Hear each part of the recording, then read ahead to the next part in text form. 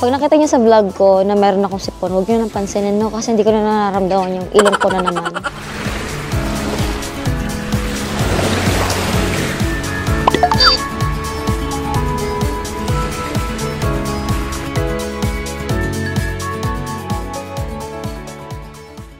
Hi guys! So it's our 6th day now here in South Korea. At kung mapapansin nyo, sobrang windy today. Kasi as per weather forecast, mamaya atang madaling araw mag-snow na dito sa may... Ang hangin! Shucks, pumapasok sa ano? Wah! So as per weather forecast kasi, ayun nga, mag-winter na mamayang madaling araw dito sa may Seoul. Kaya siguro ganito kahangin at ka-gloomy. Anyway, yung itinerary natin... Anyway, yung itinerary natin today, para akong newscaster. Anyway, yung itinerary natin today, Namsan. So, Namsan tayo ngayon. Sana kayanin natin yung lamig. Ang ganda nitong nabili kong puffer sa may ukay. So, ano siya, hindi talaga tumatagos yung lamig. Kasi sobrang bulky kasi niya. So, kung napapansin nyo, bulky na bulky si ate girl. Lakad lang kami ng konti, medyo kumalma na yung hangin. So, buruhan na ako. Yung mga leaves dito guys, yung unang dating natin, kulay dilaw pa. Ngayon, kulay brown na sila. Paano na talaga? Patapos na yung autumn. So, hindi na sila orangey. Ayun o, brown na sila. Baka mamayang gabi nga pala guys, pupunta na kami ng airport. Kasi yung oras ng flight namin bukas ay 7:25 in the morning through Philippine Airlines. Terminal 1 yun dito sa may Incheon. Tapos, walang subway, walang limousine bus na malapit sa hotel namin. Meron DDP kaso lang kailangan mo siya nang lakarin. Then if ever man nalalakarin namin yung DDP na station ng limousine bus, hindi kami pwede. Kasi ang dami naming bagahe. Tapos 7:30 PM yung last trip niya going to Incheon International Airport. Later guys, update ko na lang kayo kung saan kami makakarating kasi sasakay na kami ng train. Hi guys, so we are finally here at Namsanggol, Hanok Village at sobrang lamig. Wala nga palang bayad yung entrance fee dito guys, so dire-diretso lang. Mag-pray lang tayo na sana hindi umulan. Yung araw ngayon ay Tuesday dito. Ang konti ng tao. Pero guys, dito sa place ito, wala akong nakikita naka-hanbok. Pero may rentahan before ka makapasok.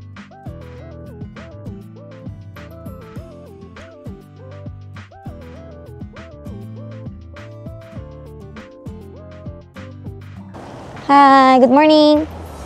Lakas mo ka K-drama. Ang paya pa naman dito, oh. Tsaka walang tao. Mga mi. Oh, putik dito dapat baby dad, pala dito tayo hanbok. Mi, ito yung Hanok Village nila. 'Di ba? Ganda.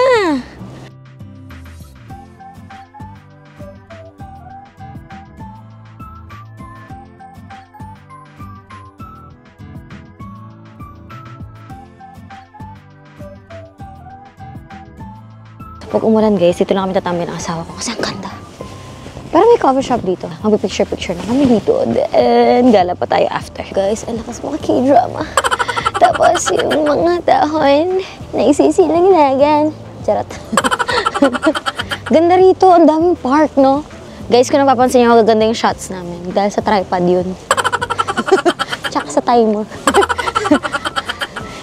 Kasi wala kami mapagsuyuan dito. Gawa ng Koreano lahat yung mga halos tao. Konti lang din yung mga European, Americans, Filipinos, or yung mga Asians. More on, talaga, Koreans. Tas, alam mo yung, taga dito sila, pero talagang, parang hindi sila taga dito, ganun. Para silang mga turista din talaga. Kung gusto yung mag-hanbok, guys, at may effect ng Hanok Village, dito na lang kayo pumunta, huwag na kayo sa Bokchon. Kasi yung sa Bokchon, maikli lang siya, tas sobrang daming tao. Kung nakita niyo yung clip ko kahapon, sobrang daming tao doon, sis! Guys, tapos na kayong picture-picture dito. Pag nakita niyo sa vlog ko na meron akong sipon, huwag niyo nang pansinin, no? Kasi hindi ko na nararamdaman yung ilong ko na naman. Pero may araw. You know, may araw. Pero sobrang lamig. Wow, okay. So, feeling namin paikot lang to. Hi guys, it's raining outside. Kaya ang ginawa namin, nag-stay muna kami dito sa may coffee shop kung saan kami nag-picture-picture kanina kasi sobrang lamig din ng hangin. Actually, medyo hindi ko na nararamdaman yung dila ko. Sobrang lamig. So, patilain lang namin yung ulan. Medyo malakas kasi siya. After nito, diretso tayo ng cable car. Sabi, cruise siya today. Siguro due to bad weather, pero we are not sure. Siguro aayon naman siguro sa atin yung panahon today, diba? Though, sa tagal ng stay namin dito sa Korea, ngayon lang umulan ng malakas. Patilain lang namin, then diretso na kami doon. Aside nga pala sa coffee shop, meron din palang mga activities dito na parang pwede mong panoorin. Kaso medyo pricey. It's 20,000 Korean won. And performance siya. No, not sure kung ano, pero nakita lang namin din sa signage. But yun, antay lang tayo ng pagtila ng ulan, then alis na tayo. Hi guys, so malapit na kami dun sa may Namsan Tower cable car. But before kayo makarating dun guys, dadaanan nyo tong Klook office, then dyan nyo i-redeem yung Namsan cable car ticket nyo. Pasok lang kayo dun sa door na yon, then present nyo yung voucher nyo sa Klook. Tapos pag na-present nyo na, bibigyan nila kayo ng ticket. So yung ticket na yun, yung ipapresent nyo dun sa may cable car. Hindi namin ito pinuntahan ng mga weekends. Yung weekends maganda yung yung panahon. Pero mga mi, alam naman namin, napunuan dito at hindi namin ma-enjoy yun. So, mas pinili namin yung weekdays. Kasi yung weekdays, mga mi, umuulan! Habang yung pinakamagandang klima, habang nasa Gyeongbokgung kami, buti na lang pinagbigyan kami ni Lord sa Gyeongbokgung. Kasi yun yung manipis yung suot mo. Pero nakahitek kami nun, guys. Haka. Wah, lamig! Wah, lamig! Hirapan na ako magsalita. Pero nakahitek kami nun guys, kahit naka-handbook kami. Then mas makapal naman yun. Putek yung sabong ko! Vlog pa more! Ang hirap pumunta ng pera guys. Kaya mag-subscribe kayo. At huwag kayo mag-skip ng ads. Joke lang. So nandito na kami guys. Sana before kami makarating dun sa Namsan Tower or Enseol Tower, hindi umulan. Nilook forward namin yung snow mamaya, kaso lang mukhang hindi aayon sa amin yung panahon. Kasi, baka nasa airport na kami nun. Eh, sa airport walang snow. Dito lang siya sa may Seoul. Update ko lang kayo later guys, kasi namamanhid na yung kamay ko at hindi ko na mahawakan ng maayos yung camera. Hi guys, unfortunately, it's closed because of the weather. But, okay lang kasi meron naman daw alternative which is yung bus. I-refund na lang namin yung Namsan namin guys. And yeah, let's go! Hi guys! So, we're just waiting for the bus. Supposedly, dapat dun tayo sasakay. But, dahil nga hindi maganda yung weather, kailangan natin mag-bus paakyat. Hi guys! So, yung waiting area kanina o yung waiting shed, hindi doon dumadaan yung bus. Buti lang na-check ng asawa ko. So, ang ginawa namin, nag-neighbor lang kami. Tapos, tinuro kami dito ng neighbor. So, dito lang kami mag-aantay. Nasa bus terminal na kami. Basta gamitin nyo lang guys yung neighbor at yung map, ganyan. Hindi kayo maliligaw. Hi guys! So, finally, nakapag-arrive na kami dito sa may Enseol Tower. Pero meron siyang konting pataas. Yan, kung makikita nyo pataas yan. Then, ito yung sa kabilang side. Guys, sobrang ganda ng mga trees! Baby! Picture kita dito. Ganda oh. Hi guys, so after ng ilang walk, finally nakapag-arrive na kami sa Enseol Tower. And binook na lang din pala namin ito sa may Klook. Para makapasok dyan, kailangan yung pumunta dun sa may kiosk. Ayun, ayun yung asawa ko. I-exchange nila yung QR nyo into ticket. Tapos, yun lang yung ibibigay nyo para makapasok dun sa Enseol Tower. And guys, may mga coffee shop din pala dito. So, if ever man na gusto yung tumambay, ganyan, pwede kayong magstay dito. Tapos, marami din nagbibenta ng mga souvenirs.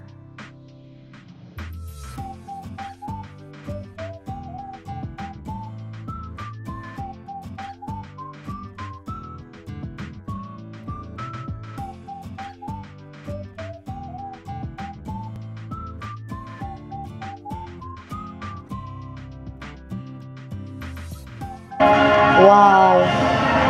Ito naman yung nasa loob ng elevator, guys. Paakyat din sa Enseol Tower.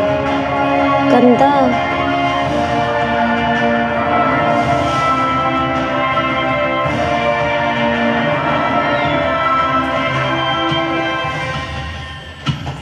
Wow.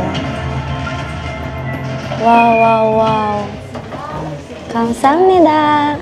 Hi guys! So, after namin makapaglaban sa buhay namin dun sa baba ng Ensol Tower or paakyat dito guys, finally, nakaakyat na kami. And guys, sobrang bait talaga ni Lord sa amin kasi pinakita niya sa amin yung buong Seoul. Nung nandun kami sa may Seoul Sky guys, hindi namin nakita yung ganda ng Seoul.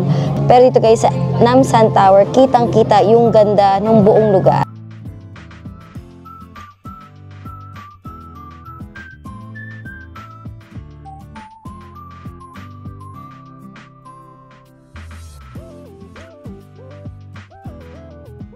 And guys, if you want pala, meron din silang mga binibentang mga merch dito. Yan, may BT21. Tapos, may mga keychain, mga photo cards. And guys, kung gusto nyo pa lang gumamit ng telescope, ayan, kailangan nyo lang magbayad ng 2,000 Korean won. So, nasa 80 pesos lang sa atin yan.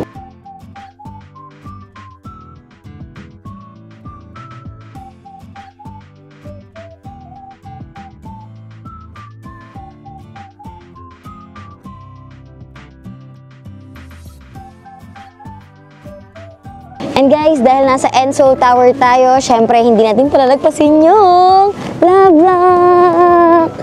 Kahit inaaway ako lagi ng asawa ko. Kahit siya lagi yung tama. Tapos oo na lang ako ng oo. Yay! We chose green kasi yung color ng avatar niya sa mga drawings niya ay green. Visit nyo guys yung page ng asawa ko. Ano siya, parang art page. More on pixel siya. And, yun. Kaya kami nakarating ng Korea guys dahil dun sa work niyang yun. So, Pixel Benny guys. Please follow his page. And then, pili lang tayo ng place kung saan natin lalagay. Yes!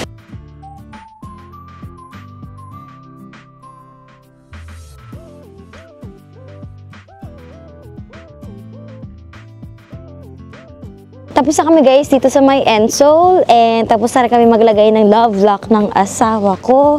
Sobrang daming love lock dito. Grabe. As in, oh. Pili kayo dyan guys. Makidut-dut tayo dito. So cute. Dami. Iba nabubura na nga eh. Ganda. Guys, nag-ipit na ako ng hair kasi kanina sa Namsan, ang lakas ng ulan ni. So, yung plancha natin, natanggal, syempre. Na-fly away si Akla. Gagala lang kami ulit sa Myeongdong for the very last time. Susulitin na lang namin.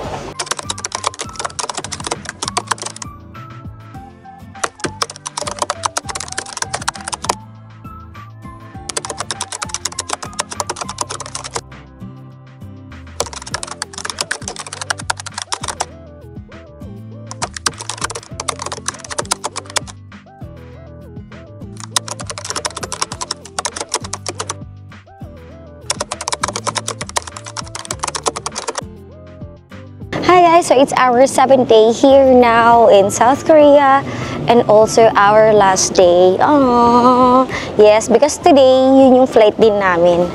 Yung flight nga pala namin guys ay PR or Philippine Airline 467.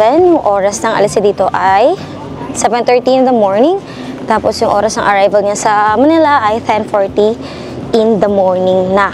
Nakuha nga pala namin yung flight namin ngayon guys dahil sa points namin sa credit card. Chika ko lang yung nangyari after namin kumain sa Myeongdong. So naglibot lang kami doon, bumili lang ng konting mga souvenirs.